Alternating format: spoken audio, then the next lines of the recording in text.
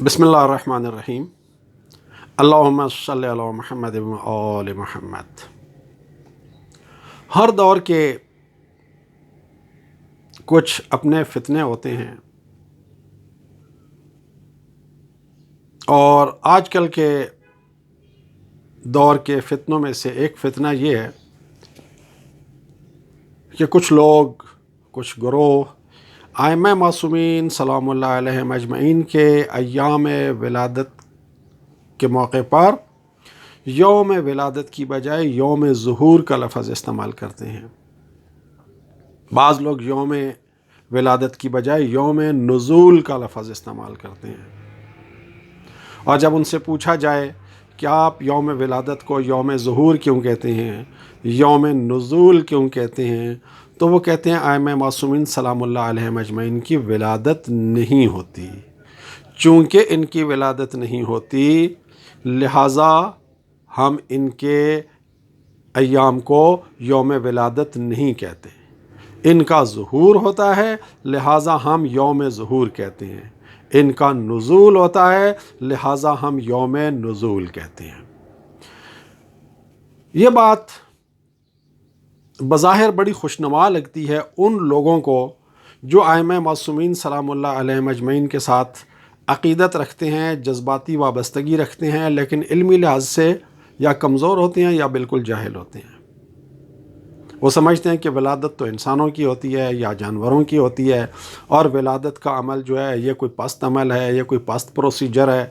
لہٰذا ائمہ معصومین سلام اللہ علیہم اجمعین جو بہت افضل مقام اور مرتبہ رکھتے ہیں، ان کے لیے ولادت کا قائل ہونا ان کی شان کے خلاف ہے، لہٰذا ان کے لیے یوم ظہور کا لفظ استعمال کرنا چاہیے، ان کے لیے یوم نزول کا لفظ استعمال کرنا چاہیے، یوم ولادت کا لفظ استعمال نہیں کرنا چاہیے۔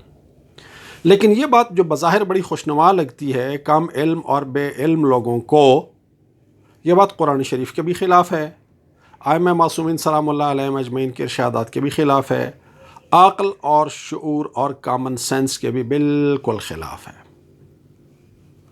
سب سے پہلی بات تو یہ ہے کہ آپ ائمہ معصومین سلام اللہ علیہم اجمعین کے حالات زندگی پر لکھی ہوئی کتابوں کو دیکھیے۔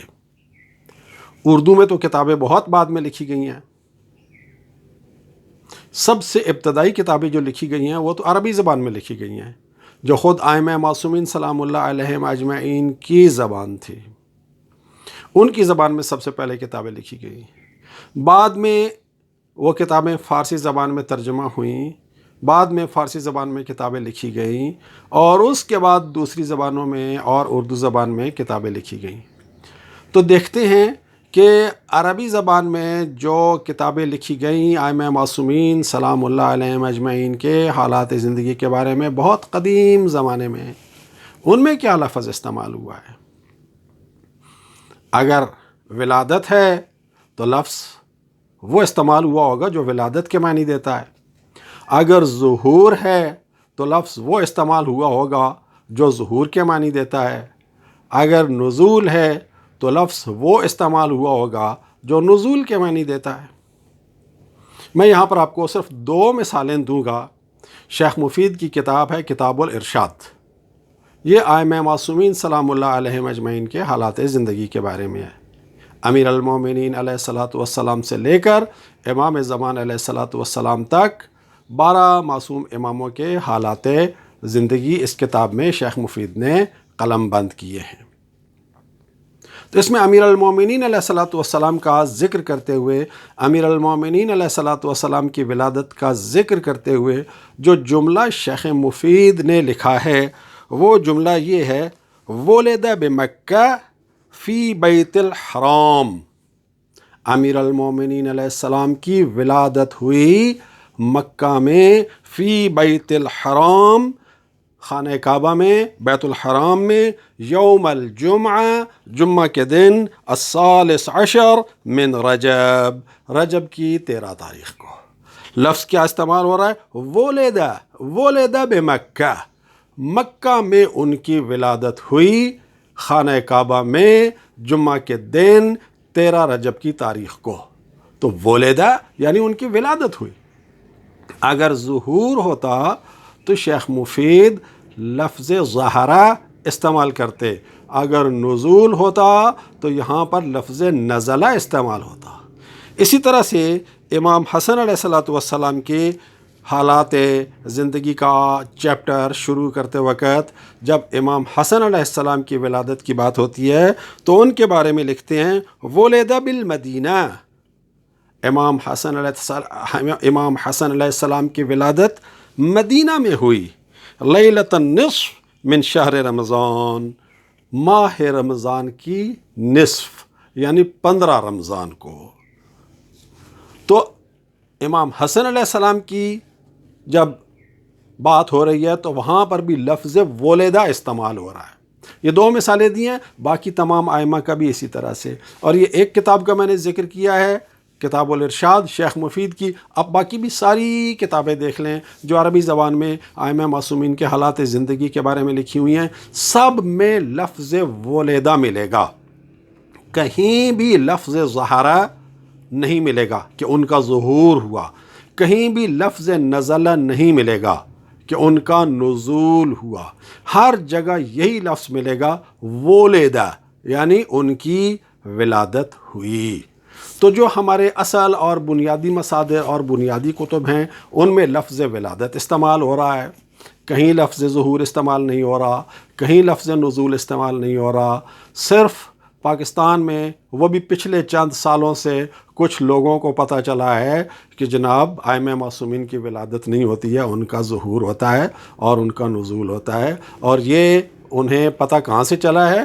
کچھ جہلاء کی پھیلائی ہوئی جہالتوں کی وجہ سے۔ جہالت کو انہوں نے علم سمجھ لیا ہے، علم کو اور حقیقت کو انہوں نے چھوڑ دیا ہے، اور نتیجہ یہ ہے کہ اب وہ ولادت کے لیے ظہور اور نزول کے الفاظ استعمال کرنے لگے ہیں۔ اس کو آپ ایک دوسرے پہلو سے بھی دیکھ لیجئے کہ اگر ولادت نہیں ہوتی تو امیر المومنین علیہ السلام کو آپ مولود کعبہ کیوں کہتے ہیں؟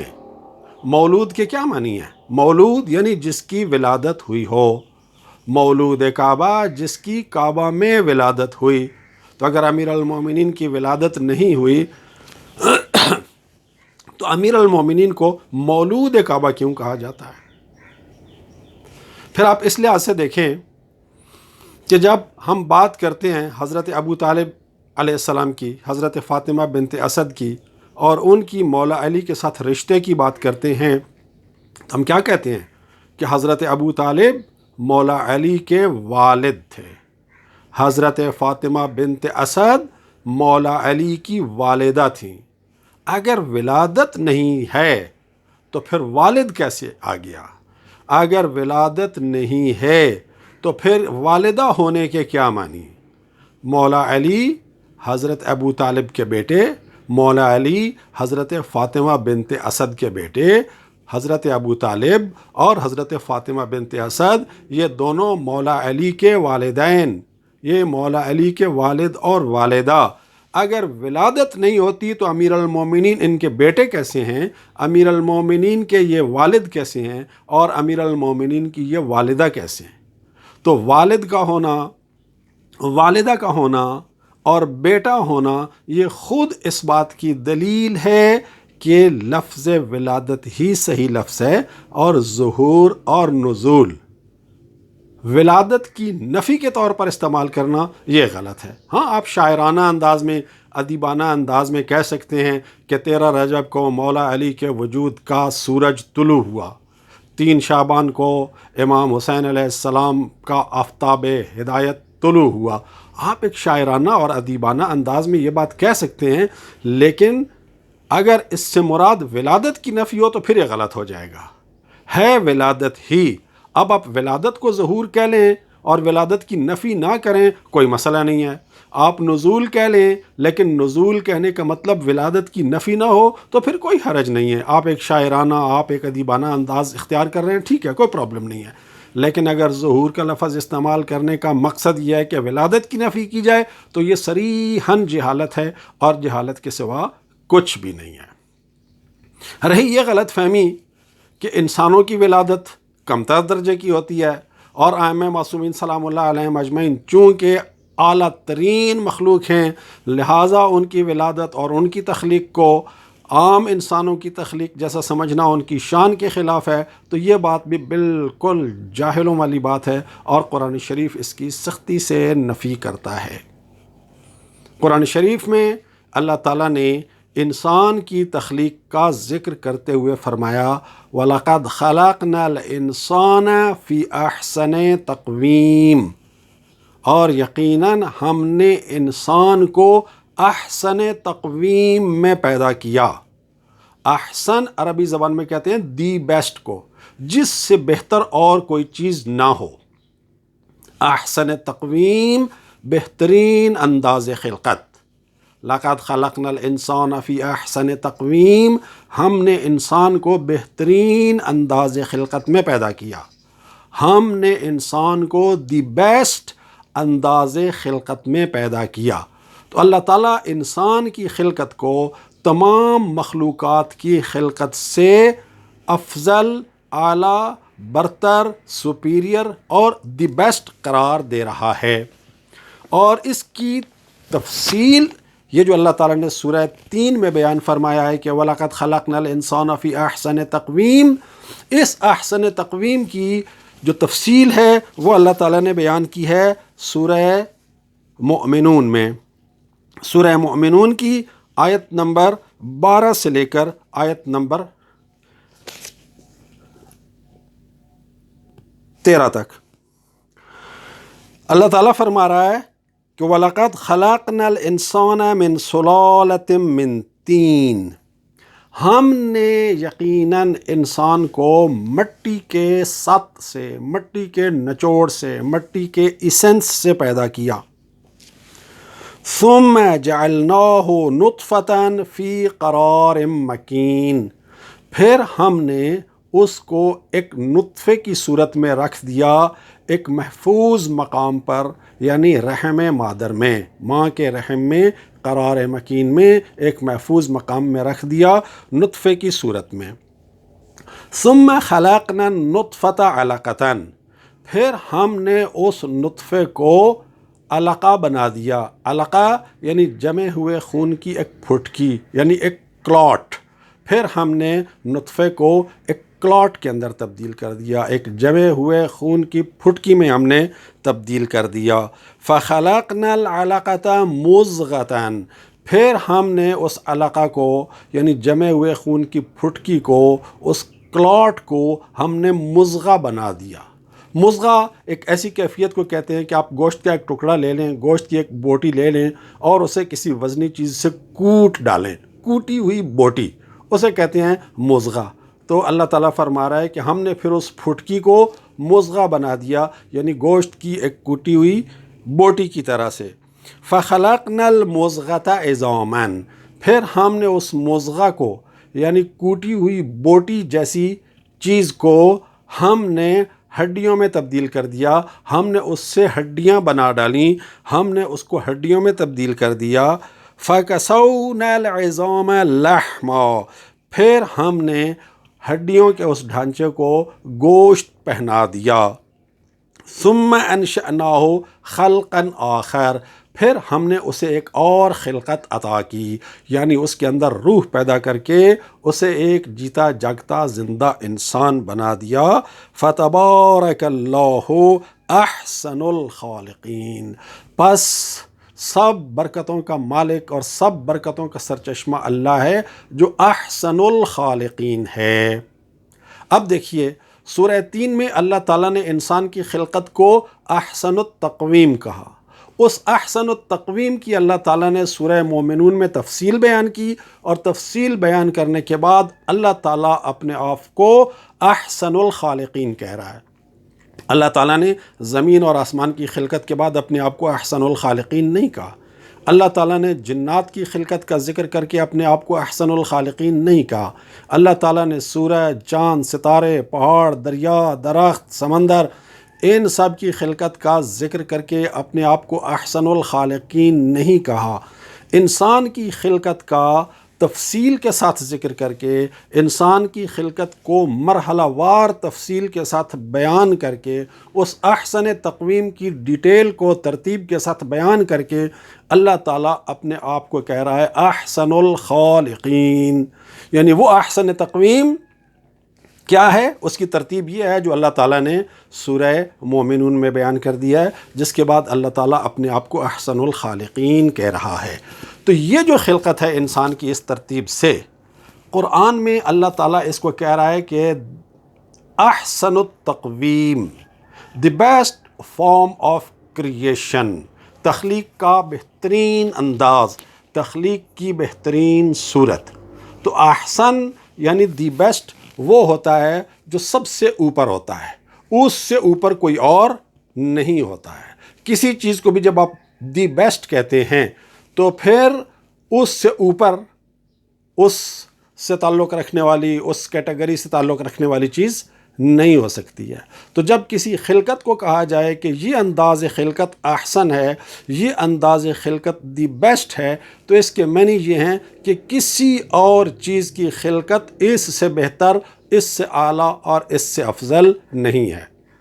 تو اب اگر کوئی شخص کہتا ہے کہ ائمہ معصومین سلام اللہ علیہم اجمعین کی خلقت انسان کی خلقت سے مختلف ہے، تو پھر اسے ماننا پڑے گا کہ ائمہ معصومین سلام اللہ علیہم اجمعین کی خلقت انسان کی خلقت سے کمتر ہے، اس لیے کہ دی بیسٹ یہی خلقت ہے جس کا اللہ تعالیٰ نے تفصیل کے ساتھ ذکر کر دیا۔ انسان کی خلقت کو احسن تقویم کہا، اور سورہ مومنون میں اس کی پوری ڈیٹیل بتا دی کہ ہم نے اس کو مٹی کے ایسن سے پیدا کیا، پھر نطفہ، پھر علقہ، پھر مضغہ، پھر ہڈیاں، پھر ہڈیوں کے اوپر گوشت، اس کے بعد روح کی تخلیق، پھر ایک جیتا جاگتا انسان۔ یہ ہے احسن التقویم، جس کی وجہ سے اللہ تعالیٰ اپنے آپ کو احسن الخالقین کہہ رہا ہے۔ تو اگر ائمہ معصومین سلام اللہ علیہم اجمعین کی تخلیق اس سے الگ کسی ترتیب سے ہے تو پھر وہ اس سے کمتر درجے کی ہوگی، اس لیے کہ یہ افضل ہے، اس لیے کہ یہ احسن ہے، اس لیے کہ یہ بیسٹ ہے۔ بیسٹ کے علاوہ جو بھی ترتیب ہوگی، بیسٹ خلقت کے علاوہ جو بھی خلقت ہوگی، وہ بیسٹ سے نچلے درجے کی ہوگی۔ اور یہ کہنا کہ ائمہ معصومین سلام اللہ علیہم اجمعین انسانوں کے طریقہ تخلیق کے مطابق تخلیق نہیں ہوئے، یہ ائمہ معصومین سلام اللہ علیہم اجمعین کی فضیلت بیان نہیں کی جا رہی ہے، در حقیقت ان کے مقام اور مرتبے کو گھٹایا جا رہا ہے۔ ضرورت اس چیز کی ہے کہ ہم اپنے تمام عقائد، ہم اپنے تمام نظریات قرآن شریف اور ائمہ معصومین سلام اللہ علیہم اجمعین کی تعلیمات کی روشنی میں معین کریں۔ ہمارے تمام عقائد، ہمارے تمام نظریات کی بنیاد قرآن شریف اور ائمہ معصومین سلام اللہ علیہم اجمعین کی تعلیمات ہونی چاہیے۔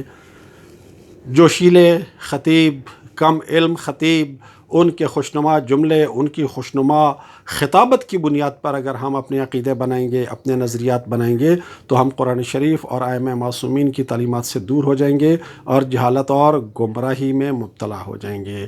اللہ تعالی ہمیں اس فتنے سے محفوظ رکھے اور ہمارے عوام کو، مومنین کو حقیقت کو سمجھنے کی توفیق عطا فرمائے۔ والسلام علیکم ورحمۃ اللہ وبرکاتہ۔